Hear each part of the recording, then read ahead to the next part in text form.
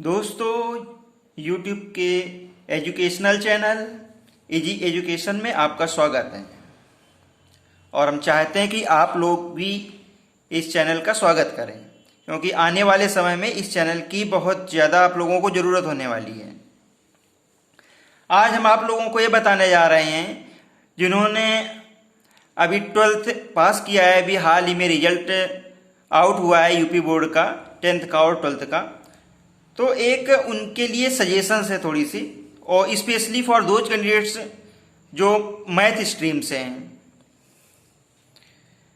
उनके लिए हम बताना ही चाहते हैं कि बहुत से बच्चे होते हैं जो कि पढ़ाई करते हैं, इंटर कर लिया, ठीक है, इंटर के बाद सोचते हैं अब क्या करें, इसके बाद कभी तैयारी करते हैं, फिर बीएससी भी करते हैं, बीए करते हैं, बीटेक करते हैं, है ना, इसके बाद को एमटेक कर लें या को बीएड कर लें, उसके बाद में बीटीसी कर लें। मतलब इस तरह से वो एक भंवर जाल में फंस जाते हैं। वो ये नहीं समझ पाते कि एक्चुअल में हमें करना क्या चाहिए जिससे कि सही डेस्टिनेशन पे हम पहुंच सकें।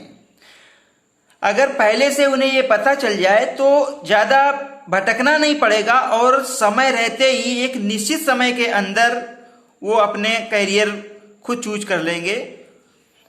तो हम उन्हें ये बताना चाहते हैं कि स्पेशली पहले तो उनका रुझान क्या है और वो करना क्या चाहते हैं। जैसे जो मैथ स्ट्रीम के स्टूडेंट्स हैं तो उनके लिए जैसे कि एनडीए, एयरफोर्स, नेवी, मोस्टली लोग काफ़ी बच्चे तैयारी करते हैं। एनडीए हो गया, एयरफोर्स हो गया, नेवी हो गया। तो एनडीए है, थोड़ा टफ है और करते हैं लोग, तैयारी करते हैं, क्वालिफाई भी करते हैं। और जिनका मान लो एनडीए नहीं हो पाता या किसी कारणवश, तो एयरफोर्स या नेवी वगैरह ज्वाइन कर लेते हैं।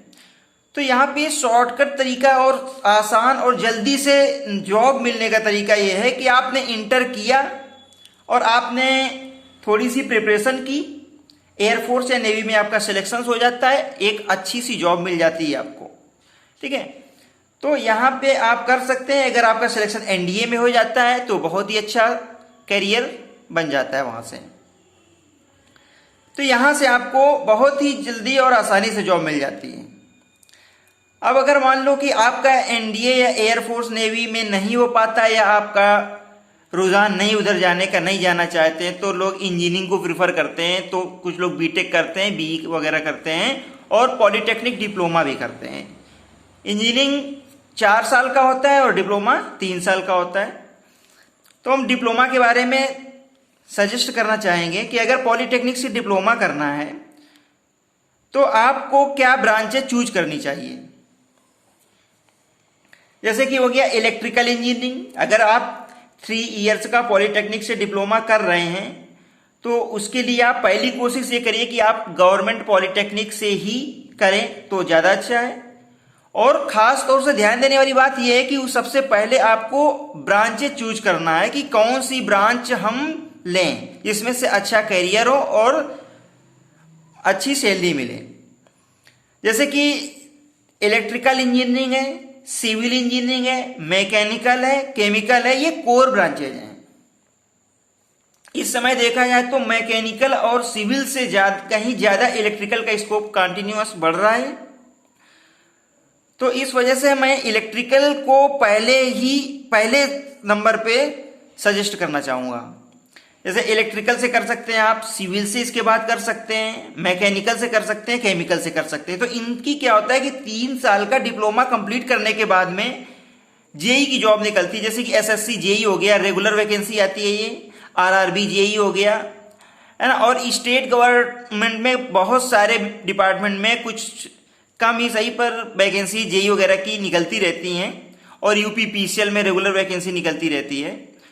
और सबसे बड़ी बात यह है कि अगर आप टेक्निकल हो जाते हैं डिप्लोमा करके, फिर आप कंपटीशन में बैठते हैं जाकर के एसएससी जेई, आरआरबी जेई या यूपीपीसीएल वगैरह के लिए, तो यहाँ पे नॉन टेक्निकल की कंपैरिजन में यहाँ पे कम बच्चे पार्टिसिपेट करते हैं, उतना कंपटीशन नहीं रहता है। मान लीजिए कोई नॉन टेक्निकल की वैकेंसी है, उसमें 10 लाख पार्टिसिपेट कर रहे हैं स्टूडेंट, तो अगर टेक्निकल है तो टेक्निकल में 10 लाख क्या, वहां पे 1 लाख ही होंगे मुश्किल से।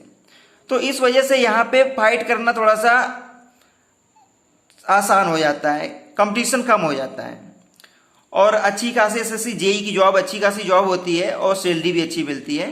तो अगर आप पॉलिटेक्निक से डिप्लोमा 3 साल का कर लेते हैं और उसमें से आप इलेक्ट्रिकल, सिविल, मैकेनिकल, केमिकल या इंस्ट्रूमेंट कंट्रोल, इस तरह की जो ब्रांचेज होती हैं, टेक्निकल ब्रांचेज, तो इनसे वैकेंसी गवर्नमेंट जॉब के लिए निकलती रहती है। ठीक है।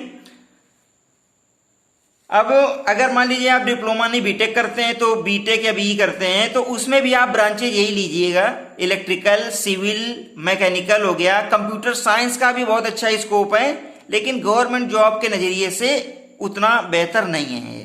प्राइवेट जॉब के लिए तो बहुत अच्छा है, अच्छा पैकेज भी मिलता है, लेकिन गवर्नमेंट जॉब के लिए तो आपको इलेक्ट्रिकल, सिविल, मैकेनिकल ही ज्यादा वैकेंसीज निकलती हैं। सीएस से भी निकलती हैं, केमिकल से भी निकलती हैं। तो इन ब्रांचेज को आप पहले प्रीफर करिएगा। कॉलेज अच्छा लीजिए, गवर्नमेंट कॉलेज अच्छा सा मिले तो और अच्छी बात है। अब जब आप 4 साल बीटेक कर लेते हैं, उसके बाद क्या किया जाए, उसके बाद कहाँ नौकरी मिलेगी? तो उसके बाद लोग क्या करते हैं कि गेट की तैयारी करते हैं और गेट का एग्जाम देते हैं। उसमें से अगर अच्छे खासे मार्क्स आ जाते हैं तो पीएसयू जो हैं, पब्लिक सेक्टर यूनिट्स हैं, तो उसमें से प्लेसमेंट हो जाता है। यानी कि उसमें से प्लेसमेंट हो जाता है, यानी कि जॉब लग जाती है, सरकारी जॉब लग जाती है, और ये असिस्टेंट इंजीनियर के तौर से होती है और सैलरी भी अच्छी खासी मिलती है। तो पीएसयू में अच्छी जॉब मिल जाती है, असिस्टेंट साइंटिस्ट वगैरह की हो गई, असिस्टेंट इंजीनियर की हो गई। इसके अलावा आप इंजीनियरिंग सर्विसेज की वैकेंसीज रेगुलर आती रहती हैं, ऑल इंडिया इंजीनियरिंग सर्विसेज, इसकी भी आप तैयारी कर सकते हैं। स्टेट गवर्नमेंट में भी असिस्टेंट इंजीनियर की जॉब निकलती रहती हैं, और भी इसके अलावा और भी कई सारी जॉब निकलती रहती है। तो इस तरह से अगर आप इनमें से जो भी चूज करना चाहें, आंख बंद करके आगे जाने की जरूरत नहीं है। आपने 12th कर लिया है, इसके पहले ही करें, उसके पहले ही डिसीजन लेने की आपको करना क्या है। ठीक है। अगर आप ज़्यादा क्वालिफाइड होना चाहते हैं, बहुत अच्छी जॉब करना चाहते हैं, आप इंजीनियरिंग करिए।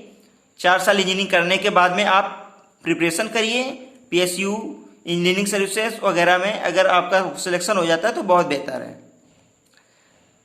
तो ये थोड़ी सी बात बतानी थी मुझे।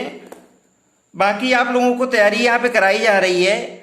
अभी मैंने स्टार्ट कर दिया है, फिजिक्स वगैरह मैं बढ़ा रहा हूँ। इसके बाद कंटिन्यू फिजिक्स हो गई, मैथ्स हो गई, ये मैं सब एक एक करके मैं रीड कराता जाऊंगा, और इसके बारे में बाकायदे न्यूमेरिकल सहित, यानी सारे न्यूमेरिकल्स भी बताएंगे। और आप जो भी प्रॉब्लम्स होती है वो आप कमेंट्स करिएगा उसमें से, या जो भी न्यूमेरिकल्स चाहिएगा, जिस भी चैप्टर की चाहिएगा वो चैप्टर बताइएगा, वो भी मैं पढ़ाऊंगा। तो यहाँ पे ये चैनल स्टार्ट करने का मेरा एक ही उद्देश्य है कि मैथ फिजिक्स मेनली पढ़ाना, और एकेडमिक में 9th और 10th की मैं मैथ और साइंस भी पढ़ाऊंगा। जिन लोगों को पढ़ना है वो लगातार चैनल से जुड़े रहें, और जिन्हें प्रिपरेशन करनी है खास तौर से एयरफोर्स, नेवी वगैरह की, या पॉलिटेक्निक एंट्रेंस एग्जाम वगैरह की, मैथ फिजिक्स वगैरह जिन्हें पढ़नी है, तो वो इस चैनल से लगातार जुड़े रहें। ठीक है दोस्तों, धन्यवाद।